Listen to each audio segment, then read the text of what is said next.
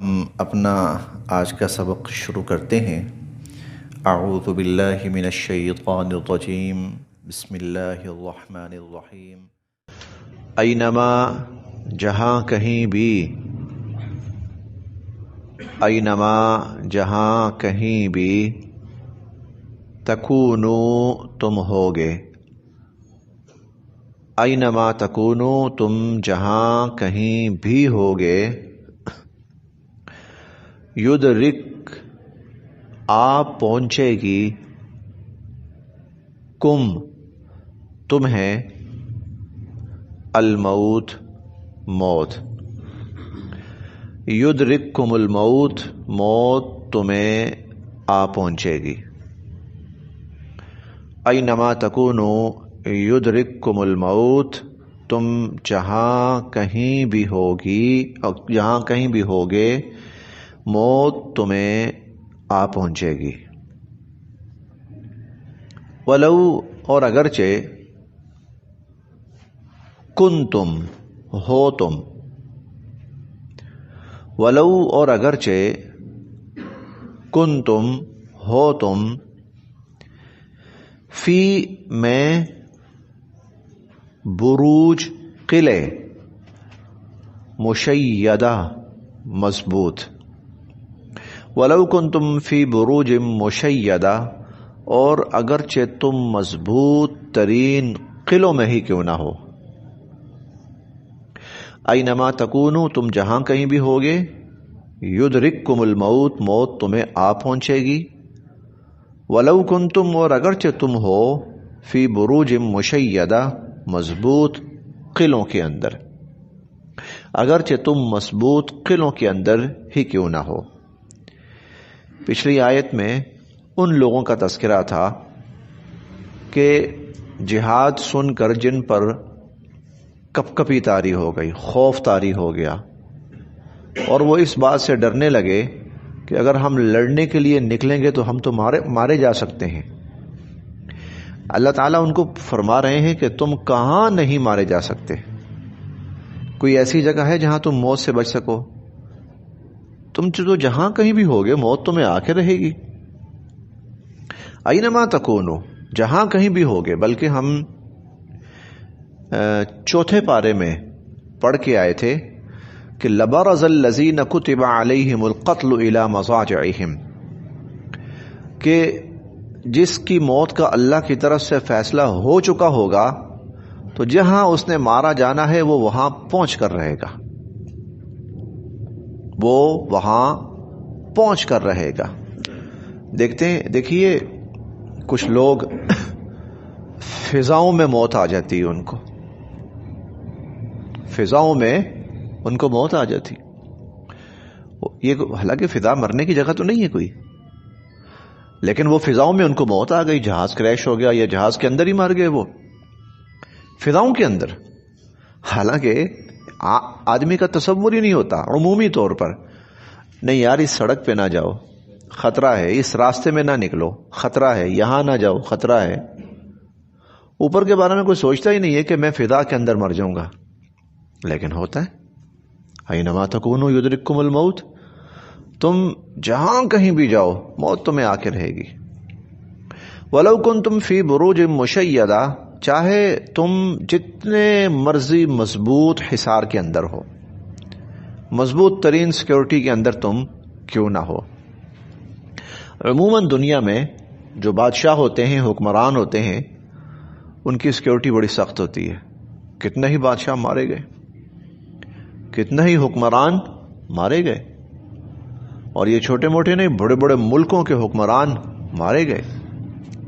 یدرککم الموت، موت تمہیں پہنچ کے رہے گی، ولو کنتم فی بروج مشیدہ، اور اگرچہ تم کتنے ہی مضبوط حصار کے اندر ہو، مضبوط قلعوں کے اندر ہو۔ وَإِنْ اور اگر، تُصِبْهُمْ مسلمانوں کو پہنچتی ہے، اور اگر ان مسلمانوں کو پہنچتی ہے، حسنتن کوئی بھلائی، کوئی فائدہ، یقولو تو یہ لوگ کہتے ہیں کہ ہاذہ یہ تو من عند اللہ، اللہ کی طرف سے۔ اگر مسلمانوں کو کوئی فائدہ پہنچتا ہے تو جیسے فتح ہو گئی، جیسے مال غنیمت کا ملنا ہے، تو کہتے ہیں اللہ کی طرف سے۔ وَإِن، اور اگر تصبہم، مسلمانوں کو پہنچتی ہے، سیئۃ، کوئی تکلیف، کوئی پریشانی، کوئی مصیبت، جیسے حادثہ، جیسے شکست، یقولو، تو کہتے ہیں، ہذہ، یہ، من عندک، حضور صلی اللہ علیہ وسلم کی وجہ سے۔ اس کا الزام حضور علیہ الصلوۃ والسلام کے سر پہ دھرتے۔ وہ طبقہ جو مسلمانوں کے اندر مسلمان کے نام سے داخل ہو گیا تھا، مسلمان تھا نہیں، اللہ تعالیٰ اب چاہتے تھے کہ اس طبقے کو لوگوں کے سامنے لائیں، یہ لوگوں کے سامنے لائے جائیں۔ یہ جو منافقین کے نام سے ایک طبقہ تھا، عبداللہ بن ابی جس کا سرکردہ لیڈر تھا، تو اللہ تعالیٰ چاہتے تھے کہ ان کو اب نمایاں کروں میں۔ مسلمانوں کے اندر اگر یہ ایسے ہی ملے جلے رہے تو یہ مسلمانوں کے لیے بڑے نقصان کا باعث بن سکتے ہیں، اسی لیے اب ان کو کھولنا شروع کر رہے ہیں اللہ تعالیٰ۔ وَإِن تُصِبْهُمْ حَسَنَةٌ، اگر مسلمانوں کو کوئی بھلائی پہنچتی ہے، یقولو، تو کہتے ہیں، ہذہ من عندک، کہ یہ بھلائی من عند اللہ، اللہ کی طرف سے ہے۔ وَإِن تُصِبْهُمْ، اور اگر کوئی پہنچتی ہے، سیئۃ، مسلمانوں کو تکلیف، یقولو، تو کہتے ہیں، ہذہ من عندک، یہ حضور صلی اللہ علیہ وسلم کی وجہ سے۔ قل، آپ فرمائیے کہ کل، سب کا سب، من عند اللہ، اللہ کی طرف سے۔ قل کل من عند اللہ، آپ فرمائیے، آپ کہہ دیجئے کہ سب اللہ کی طرف سے۔ فما لی، کیا ہو گیا ہے، ہؤلاء، ان، القوم، لوگوں کو، فما لی ہؤلاء القوم، ان لوگوں کو کیا ہو گیا ہے، لا یکادون، یہ قریب بھی نہیں پھٹکتے، یفقہون، کہ سمجھیں، حدیثا، بات کو۔ ان لوگوں کو کیا ہو گیا ہے کہ یہ بات سمجھنے کی کہ قریب بھی نہیں پھٹکتے۔ ان لوگوں کو کیا ہو گیا ہے کہ یہ بات سمجھنے کے بھی قریب نہیں پھٹکتے۔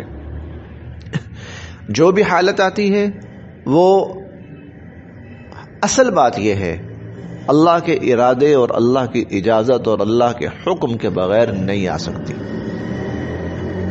بظاہر یہ ہوتا ہے کہ سبب انسان کی ذات ہوتی ہے، لیکن جو بھی تکلیف، پریشانی، مصیبت، راحت، نفع، نقصان، اللہ کی طرف سے۔ ما اصابک، جو آپ کو پہنچی ہے، من حسنۃ، کوئی بھلائی، فمن اللہ، تو وہ اللہ کی طرف سے۔ ما اصابک من حسنہ، جو آپ کو کوئی بھلائی پہنچتی ہے، فمن اللہ، تو وہ اللہ کی طرف سے۔ وما اصابک، اور اب یہ جو ہے نا، ما اصابک من حسنۃ فمن اللہ، وما اصابک، یہاں ہر شخص مخاطب ہے، یہاں ہر شخص مخاطب ہے۔ اے انسان، تجھ پر جو بھی عنایت ہوتی ہے وہ اللہ کی طرف سے ہوتی ہے۔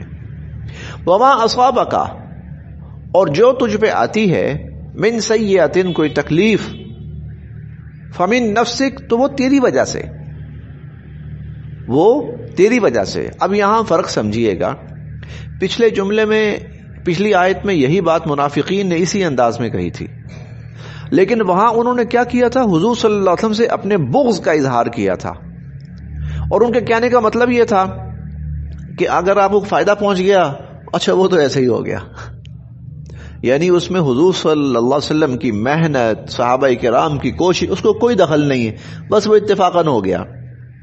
اور کہیں معاملہ اگر تھوڑا سا برعکس ہو گیا کہ کوئی پریشانی پہنچی، تو سارے کا سارا ملبہ حضور صلی اللہ علیہ وسلم کے سر پہ ڈال دیا کہ یہ حضور کی وجہ سے۔ جیسے ہم نے کئی دفعہ پڑھا ہے منافقین کفار کہا کرتے تھے حضور علیہ الصلوۃ والسلام کو کہ یہ ساری نوزیں آپ کی وجہ سے پھیلی ہیں، الیاذ باللہ ثم الیاذ باللہ ثم نقل کفر کفر نباشت. لیکن وہ کہتے تھے کہ یہ یہاں کہیں قحط پڑ جاتا تھا، کہیں لوگوں کے درمیان بہت سے معاملات میں اختلاف ہوتا تھا، تو وہ کہتے تھے یہ آپ کی وجہ سے یہ نوست ہے. سورہ یاسین میں بھی ہم یہ بات پڑھیں گے. منافقین یہ بات کر رہے تھے کہ سارے تکلیفیں پریشانیاں مصیبتیں وہ حضور کے سر پہ ڈال رہے تھے. اللہ تعالیٰ فرما رہے نہیں نہیں بے وقوفو، حضور کی طرف اشارہ کرنے والوں سنو، تمہیں جو کچھ پہنچتا ہے نا فائدہ، تو وہ فائدہ تمہیں جب پہنچتا ہے تو وہ اللہ کی طرف سے پہنچتا ہے، اور تمہیں جب کوئی نقصان پہنچتا ہے نا تو تیری ذات اے مخاطب اے فلاں فلاں فلاں، تیری ذات کی وجہ سے نقصان پہنچتا ہے تجھے، اور تو اپنی ذات پہ پہنچنے والے نقصان کا ملبہ حضور کے سر پہ ڈال رہا ہے. وما اصابک من سیئۃ، اے مخاطب تجھے جو تکلیف پہنچتی ہے فمن نفسک، وہ تیری وجہ سے ہوتی ہے، حضور علیہ الصلوۃ والسلام کی وجہ سے نہیں ہے. مسلمانوں پر اگر غزوہ احد کے اندر تھوڑی سی پریشانی آئی تھی تو حضور کی وجہ سے نہیں آئی تھی. حالانکہ منافقین کیا کر رہے تھے، اس کا ملبہ حضور پہ ڈال رہے تھے. تو اللہ فرماتے نہیں، حضور کی وجہ سے نہیں، وہ تم لوگوں کی وجہ سے آئی تھی. تم میں سے ایک بڑا جتھا تو اپنے آپ کو نکال کر پہلے ہی لے گیا. ما اصابک من حسنہ، جو کوئی فائدہ پہنچتا ہے تمہیں فمن اللہ، وہ اللہ کی طرف سے. وما اصابک من سیئہ، اور اے مخاطب تمہیں جو تکلیف پریشانی مصیبت پہنچتی ہے فمن نفسک، وہ تمہاری اپنی وجہ سے ہے. وارسلناک، اور اے نبی صلی اللہ علیہ وسلم ہم نے آپ کو بھیجا ہے للناس، لوگوں کے لیے، رسولا، رسول بنا کر. اور رسول باعث رحمت ہے، رسول کی ذات باعث رحمت ہے. تو حضور علیہ الصلوۃ والسلام تو انسانوں کے لیے رحمت بن کر آئے، اور اے بدبختوں منافقین تم حضور علیہ الصلوۃ والسلام کی طرف غلط چیزوں کی نسبت کر رہے ہو. وکفا، اور کافی ہے، باللہ، اللہ کی ذات، شہیدہ، اس بات کی گواہ، اس بات پہ گواہی دینے کے لیے اللہ کی ذات کافی ہے. من، جو، یطع، فرما برداری کرے گا، الرسول، رسول صلی اللہ علیہ وسلم کی. من یطع الرسول، جو رسول صلی اللہ علیہ وسلم کی فرما برداری کرے گا، فقد، اس نے، اطاع اللہ، اللہ کی فرما برداری کی. یہ اصول سمجھیے، اس آیت میں کوئی اخلاقی بات بیان نہیں ہو رہی، اصول بیان ہو رہا ہے کہ حضور علیہ الصلوۃ والسلام کی اطاعت وہ اللہ کی اطاعت ہے. ایک بہت بڑا طبقہ آج ہمارے اس معاشرے میں موجود ہے، اور وہ ان کا اصل جو نام ہے وہ ہے منکرین حدیث. وہ کہتے ہیں حضور علیہ الصلوۃ والسلام کے فرامین کوئی حیثیت نہیں رکھتے. وہ کہتے ہیں ہم ان کو نہیں مانتے، 2-4 احادیث کو مان لیا، باقی کہتے ہیں نہیں. سوال یہ ہے کہ قرآن کریم کے جو الفاظ ہیں پھر ان کا مفہوم کون متعین کرے گا؟ وہ کہتے ہیں ہم خود متعین کریں گے. حضور علیہ الصلوۃ والسلام نے قرآن کریم کی آیات کا جو مفہوم متعین کیا ہے وہ کہتے ہیں ہم اس کو نہیں مانتے، پھر ہم خود متعین کریں گے. گویا رسول کی جگہ لینا چاہتے ہیں صلی اللہ علیہ وسلم.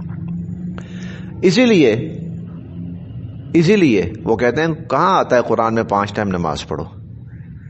قرآن میں تو کہیں پر بھی نہیں آتا 5 ٹائم نماز پڑھو. اب یہ بات تو حضور علیہ الصلوۃ والسلام نے احادیث سے مبارکہ میں فرمائی ہے کہ اللہ نے 5 وقت نماز فرض کی ہے، اور حضور کی احادیث کا تو انکار کر دیا انہوں نے. وہ کہتے ہیں کوئی 5 ٹائم نماز نہیں. اور پھر یہ کہاں آتا ہے کہ ایک امام کھڑا ہو اور کھڑے ہو کر اللہ اکبر کہے اور پیچھے باقی لوگ اس کے پیچھے پیچھے چلیں؟ یہ کہاں سے نکالا؟ کہتے ہیں قرآن میں کہاں آتا ہے، اور قرآن میں واقعی نہیں آتا. تو یہ کس نے جاری کیا؟ حضور صلی اللہ علیہ وسلم نے. انہوں نے حضور کو تو نکال دیا. تو اللہ تعالیٰ نے یہاں اصول بیان فرمایا، جو حضور علیہ الصلوۃ والسلام کر رہے ہیں سمجھو یہ اللہ کا کہنا ہے، اللہ کی بات ہے. من یطع الرسول، جس نے حضور علیہ الصلوۃ والسلام کی اطاعت کی اس نے اللہ کی اطاعت کی. اس طبقے کو منکرین حدیث کہا جاتا ہے. منکرین حدیث اس طبقے کو کہا جاتا ہے. اسی لیے وہ دین کی من مانی تشریحات کر رہے ہیں. وہ دین کی من مانی تشریحات کر رہے ہیں، وہ حضور علیہ الصلوۃ والسلام کے فرامین مبارکہ کی روشنی میں نہیں کر رہے. اس لیے وہ کہتے ہیں سود آج کی موجودہ ضرورت ہے، جائز ہے. کہتے ہیں جائز ہے. کیوں؟ تفصیل جو حضور نے بیان کی ہے اس کو سکپ کر دیا انہوں نے، اس کو تو ماننا ہی نہیں، وہ تو ہے ہی نہیں. من یطع الرسول، جو رسول صلی اللہ علیہ وسلم کی اطاعت کرے گا اس نے اللہ کی اطاعت کی. ومن، بلکہ اگر حضور علیہ الصلوۃ والسلام نے کوئی ایسی بات ارشاد فرمائی جس کا تذکرہ بنیاد قرآن مجید میں کہیں پر بھی نہیں ہے، حضور علیہ الصلوۃ والسلام نے کوئی بات اگر ارشاد فرمائی کہ جس کا تذکرہ قرآن میں کہیں پر بھی نہیں ہے، اشارتاً بھی کہیں نہیں ہے قرآن مجید میں، لیکن حضور علیہ الصلوۃ والسلام نے وہ بات ارشاد فرمائی تو وہ گویا اللہ کی بات ہے. اس بات کا ماننا وہ اللہ کی اطاعت ہے. دیکھیں واقعتاً کہیں پر بھی نہیں ہے فجر کی 4 رکعت نماز پڑھو، کہیں پر بھی نہیں ہے. یہ نماز کی یہ شکل وغیرہ ہے، قرآن میں کہیں اشارتاً ذکر بھی نہیں ہے. لیکن حضور علیہ الصلوۃ والسلام نے قائم کر کے فرمایا ہے، لہذا یہ اللہ کا طریقہ ہے، یہ اللہ رب العزت کا قائم کردہ طریقہ ہے.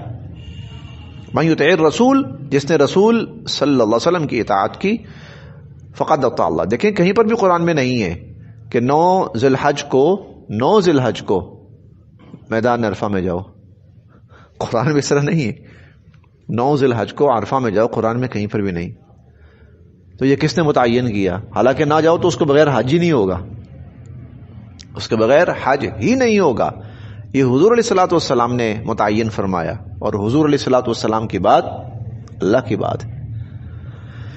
من یطع الرسول، اس لیے اگر کوئی شخص صرف یہ کہتا ہے نا جی قرآن میں کہاں آتا ہے، قرآن میں کہاں آتا ہے، تو سمجھ لیجئے گا کہ وہ کوئی اور گیم چلنا چاہ رہا ہے. وہ کوئی اور گیم. بہت سے لوگ کہتے ہیں جی قرآن میں اس کا ذکر ہی نہیں ہے. کہاں ہے قرآن میں یہ بات؟ کہاں ہے قرآن کے اندر یہ چیز؟ بہت سے لوگ کہتے ہیں. من یطع الرسول فقد اطاع اللہ، جس نے رسول صلی اللہ علیہ وسلم کی بات مانی اس نے اللہ ہی کی بات مانی. مثال کے طور پر میں ایک چھوٹی سی اور مثال دیتا ہوں. بہت سے لوگ کہہ سکتے ہیں قرآن میں کہاں ہے داڑھی کا ذکر، کہاں ہے داڑھی کا ذکر، بڑے دھڑلے سے کہیں گے. اور ایک عام مسلمان شچ و پنج میں پڑ جائے گا، اچھا اگر قرآن میں نہیں ہے تو پھر کیوں اتنا زور دیا جاتا ہے، تو پھر کیوں اتنی بات کی جاتی ہے اس کی داڑھی رکھو. اچھا جی کہاں ہے قرآن میں پگڑی پہنو؟ ایک مسلمان پریشان ہو جائے گا، اچھا قرآن میں نہیں. تو بھائی حضور علیہ الصلوۃ والسلام نے عمل سے اور اپنے اقوال سے یہ بات مسلمانوں پر لازم کی ہے، حضور علیہ الصلوۃ والسلام نے. لیکن اگر حضور کی بات کی نفی کر دی جائے تو پھر قرآن سے آپ کہیں پر بھی یہ ثابت نہیں کر سکیں گے. تو اللہ نے اصول یہ بیان اس لیے میں کہہ رہا ہوں یہ اصول ہے، یہ بنیاد اور اصول ہے، یہ صرف اخلاقی بات نہیں ہے. من یطع الرسول، اس لیے ایک فقہی نقطہ نظر سے یا قرآنی تفسیری نقطہ نظر سے ایک بات کہی جاتی ہے، وہ یہ ہے کہ نبی کی ذات مستقل مطاع ہے. مستقل مطاع کا مطلب یہ ہے کہ نبی جو حکم دیں اس پر عمل کیا جائے گا. اس میں ہم کبھی بھی یہ نہیں سوچیں گے کہ کیا نبی کی یہ بات اللہ کے حکم کے مطابق ہے یا نہیں ہے. اگر اللہ کے حکم کے مطابق ہے تو ہم لے لیں گے، اور اللہ کے حکم کے مطابق نہیں ہے تو نہیں لیں گے. ایسی کوئی کنڈیشن نہیں. مستقل مطاع ہے نبی کی ذات. مطاع جس کی بات مانی جائے، جس کی اطاعت کی جائے، جس کا کہا مانا جائے. نبی کی ذات مستقل مطاع ہے. اسی لیے نبی کو شارع کہا جاتا ہے، شریعت کا منبع نبی کی ذات. من یطع الرسول، جس نے رسول. اسی لیے آپ دیکھیں نا کفر قرآن پر اتنا فوکس نہیں کرتا، قرآن کو اتنا ٹارگٹ نہیں کرتا جتنا نبی کی ذات کو ٹارگٹ کرتا ہے. جتنا کفر نبی کی ذات کو جتنا ٹارگٹ کرتا ہے. حضور علیہ الصلوۃ والسلام کے خلاف مضامین لکھے جاتے ہیں، طرح طرح کی فضول قسم کی حرکات کی جاتی ہیں. کیوں؟ اس لیے کہ نبی کی ذات وہ ہے جس سے پورا دین آگے چلتا ہے پھر. اور نبی کی ذات کو خدا نخواستہ اگر درمیان سے ہٹا دیں تو دین ختم. پھر ہر بندہ اپنی مرضی سے کیا کرے گا؟ وہ دین بنائے گا. من یطع الرسول، جس نے رسول صلی اللہ علیہ وسلم کی اطاعت کی، فقد اطاع اللہ، اس نے اللہ کی اطاعت کی. ومن اور جس نے تولا اس بات سے منہ پھیرا فما تو نہیں ارسلناک ہم نے آپ کو بھیجا علیہم ان پر نہیں بھیجا آپ کو ان پر حفیظا نگران بنا کر تو ہم نے آپ کو ان پر نگران بنا کر نہیں بھیجا ٹھیک ہے نہیں مانتے اب ہم نمٹیں گے وَيَقُولُونَ اور یہ لوگ کہتے ہیں یہ کچھ لوگ کہتے ہیں طاعہ اطاعت یعنی جب آپ کی محفل میں بیٹھیں گے تو کہیں گے ہاں ہاں بالکل ہم آپ کی بات مانتے ہیں مانیں گے فَإِذَا پھر جب برزوا یہ روانہ ہوتے ہیں من عندک آپ کے پاس سے فَإِذَا برزوا من عندک پھر جب یہ روانہ ہوتے ہیں آپ کے پاس سے بیتا تو مشورے کرتے ہیں طائفتن ایک جماعت منہم ان میں سے تو ان میں سے ایک جماعت مشورے کرتی ہے غیر الذی اس کے خلاف تقول جو آپ نے فرمایا ہوتا ہے جو آپ نے فرمایا ہے تو ان میں سے ایک جماعت اس کے خلاف مشورے کر رہی ہوتی ہے واللہ اور اللہ یکتب لکھ رہے ہیں ما یبیتون جو راتوں کو یہ مشورے کر رہے ہیں فاعرض عنہم آپ نظر انداز کیجئے ان کو وتوکل اور بھروسہ رکھیے علی اللہ اللہ کی ذات پر فاعرض عنہم آپ نظر انداز کیجئے ان کو وتوکل علی اللہ اور اللہ کی ذات پر بھروسہ رکھیے وکفا اور کافی ہیں باللہ اللہ وکیلا کارساز وکفا باللہ وکیلا اور اللہ ہی آپ کے کام بنانے کے لیے کافی ہیں بس یہاں تک